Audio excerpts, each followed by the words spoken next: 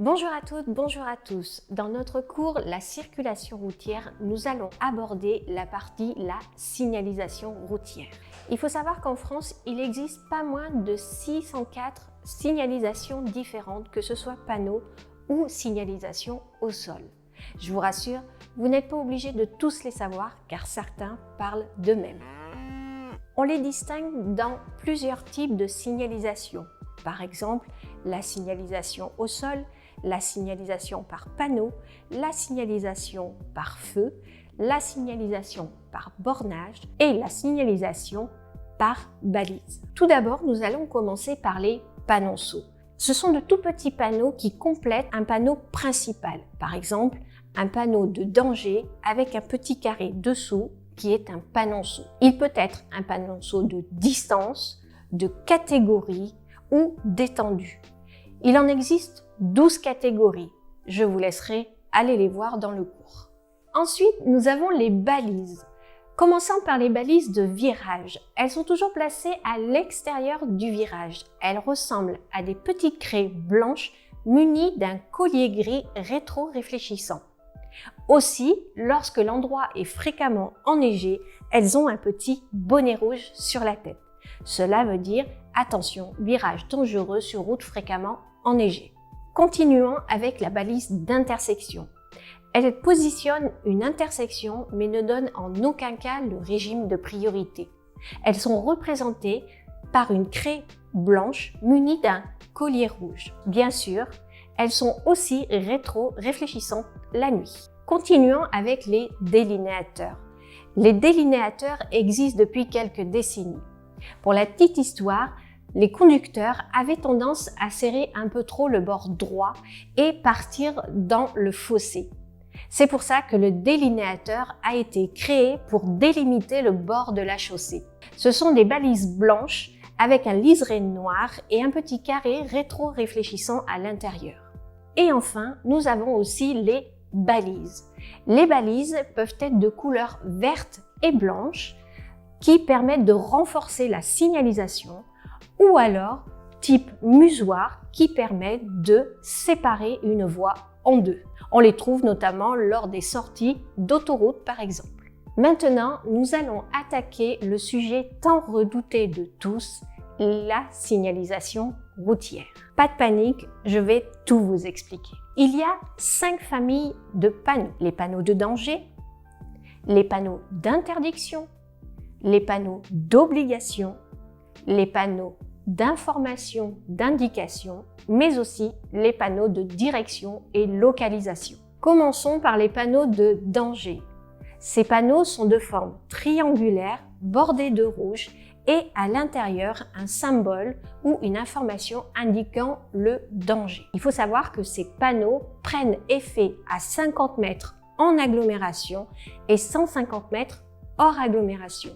Attention, seul un seul panneau déroge à la règle, c'est le panneau de double sens de circulation qui prend effet immédiatement. Continuons avec les panneaux d'interdiction.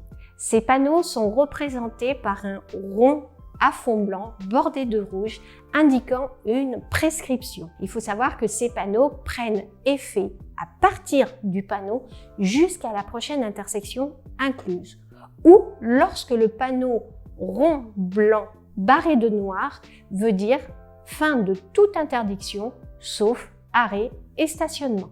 Ensuite, nous avons les panneaux d'obligation. Les panneaux d'obligation sont aussi représentés par un panneau rond bleu et ils indiquent une obligation. Par exemple, une obligation d'aller tout droit. Lorsqu'ils sont barrés de rouge, ces panneaux informent la fin de l'obligation. Ensuite, nous avons les panneaux d'information d'indication. Ils sont représentés par des panneaux carrés à fond blanc ou à fond bleu, indiquant le conducteur une information. Par exemple, une route à accès réglementé ou le panneau autoroute, comme quoi il informe le conducteur qu'on entre soit sur une route à accès réglementé ou une autoroute. Nous avons aussi les panneaux à fond blanc qui donnent une information, comme par exemple aire de jeu pour enfants, les aires de pique-nique. Nous avons aussi les signaux de zone. Ils sont généralement situés en agglomération. Par exemple, le panneau d'entrée de zone 30 ou le panneau d'entrée de zone à stationnement réglementé. Lorsqu'on rentre dans ce type de zone, cela concerne toutes les rues. Ça veut dire que j'aille à droite, à gauche ou tout droit, je suis concerné par cette zone jusqu'à ce que je rencontre le panneau de fin de zone. Celui-ci est représenté en gris barré de noir. Il y a aussi les panneaux de direction. Ces panneaux informent un conducteur de l'itinéraire à suivre en fonction de sa ville choisie. Ils sont de différentes couleurs. Bleu pour les autoroutes, vert pour les itinéraires importants, blanc pour les itinéraires de proximité et orangé ou marron pour les itinéraires touristiques. Attention, pensez à bien lire cette signalisation lorsque vous faites des grands voyages. Il faut lire en priorité les panneaux à fond bleu, ensuite à fond vert et enfin à fond blanc. Ces panneaux de direction sont souvent surmontés par des petits cartouches. Rouge pour autoroute et nationale, jaune pour les départementales, blanc pour les communales, bleu pour les métropolitaines, vert pour les itinéraires européens ou forestiers. Les panneaux de signalisation touristique sont de grands panneaux à fond marron ou des panneaux de direction sur fond marron orangé. La signalisation concernant les intersections. Il faut savoir qu'en règle générale, on applique la règle de la priorité à droite. Lorsque cette priorité à droite ne s'applique pas, il y a un panneau de signalisation.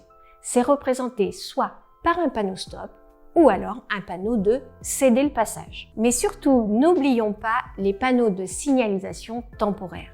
Ceux-ci sont à fond jaune, sauf les panneaux de limitation de vitesse qui sont posés sur un socle. Si vous voyez un panneau de limitation de vitesse posé sur un socle, cela veut dire que celui-ci est temporaire.